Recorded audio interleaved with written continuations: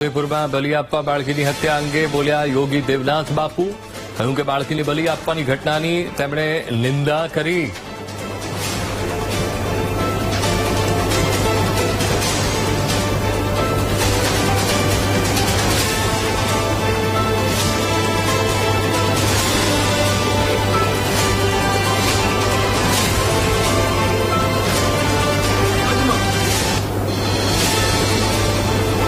ઘટનાઓ એક કલંકરૂપી છે.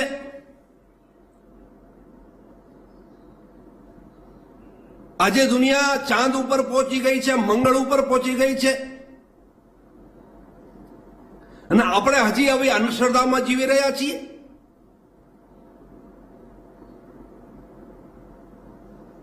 સમાજનો પણ દાયિત્વ બને છે